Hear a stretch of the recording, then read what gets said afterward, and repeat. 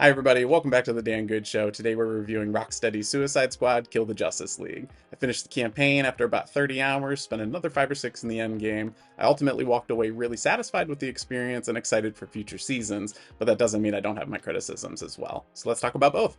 Before we get too into it, I do want to give you a full spoiler warning because while the title of the game obviously gives away what we're doing, there were some story beats in the campaign that surprised me so much and that I enjoyed so much that it actually fueled me finishing the campaign, so I think it's worth talking about. So you've been warned. The game starts right off the bat at worst case scenario. Brainiac's invaded Metropolis, he's brainwashed members of the Justice League, and Amanda Waller is given no choice but to activate Task Force X, our Suicide Squad. The Suicide Squad consists of 4 playable characters: Harley Quinn, King Shark, Captain Boomerang, and Deadshot.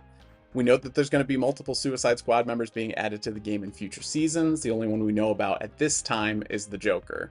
Each member of the Suicide Squad has a different weapon proficiency. For example, King Shark and Harley Quinn can use miniguns, while Deadshot and Captain Boomerang can use sniper rifles. One thing that I didn't love about the combat, though, was kind of the generic feeling of all of the guns in the heat of combat. You have pistols, SMGs, miniguns, sniper rifles, shotguns, but no matter what I unlocked, it all just kind of felt the same. You do get some infamy weapons and some higher tier weapons that will add a couple bonus effects to it, but I never felt powerful with any of the weapons that I was using, and I switched weapon types through all of the characters, and it never really felt like it made a difference. I just needed something to shoot the bad guys with. While each member of the Suicide Squad plays very similarly in combat, where I think the game really shines is the variety in their traversal techniques. Harley can grapple onto rooftops and swing from a bat drone, very reminiscent of Batman in the Arkham trilogy that we all know and love. But Deadshot's jetpack is so much fun, hovering around, zipping up on the buildings. Captain Boomerang's teleporting all over the place with his boomerang, and King Shark is just a beast, tearing through the streets, leaping from building to building. I think that's where the game is the most fun, and I think mastering their traversal techniques is critical to enjoying this game. Each member of the squad has their own unique talent tree, and while I was initially disappointed that it didn't unlock a lot of abilities for each character, I ended up really appreciating the simplicity of it as the game went on. The talent tree primarily provides you with passive skills based on your combo meter. Your combo meter is generated very simply by shooting stuff and not getting shot yourself. But what that ended up unlocking for me was critical hit chance increases, critical damage increases. It would give me extra shields when my health gets low. It would make my ultimate attacks better. And being able to do that and focusing on the traversal rather than getting super RPG with it, I really enjoyed the combat that way. The squad also has a massive support team that I was not expecting and ended up being a cast of characters that I really enjoyed. You have some classic villains like Penguin and Poison Ivy in there, but you also have some support members that I wasn't expecting to see. And what I really like about the team is that they all have their own chain of side missions, but the side missions actually unlock things in the game for you. Completing missions with Hack, for example, would unlock extra daily missions for you.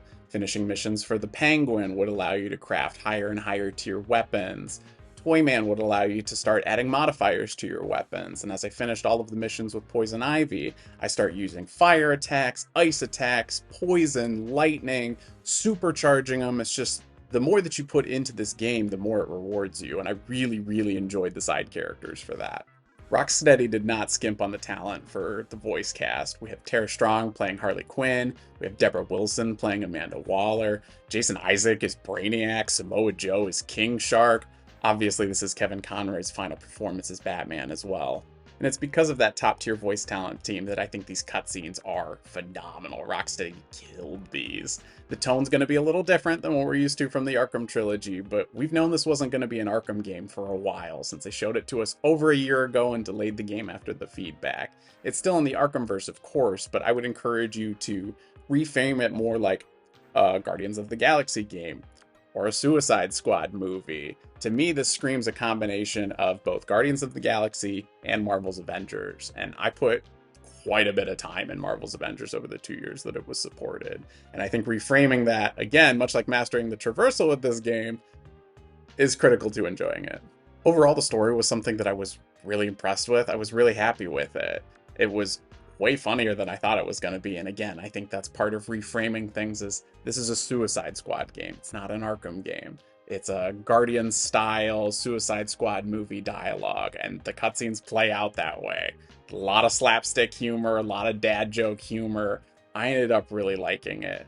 But once we switched to the drama side, when we're actually trying to kill the Justice League, you really feel something. It feels bad. And once you kill the first member of the Justice League, you get teleported to another Earth. And that was the light bulb moment for me, where I realized what the seasons would do, that we would visit different Earths, that we would fight different Brainiacs, that we would meet different characters. And what I hope is we add more Suicide Squad characters that way.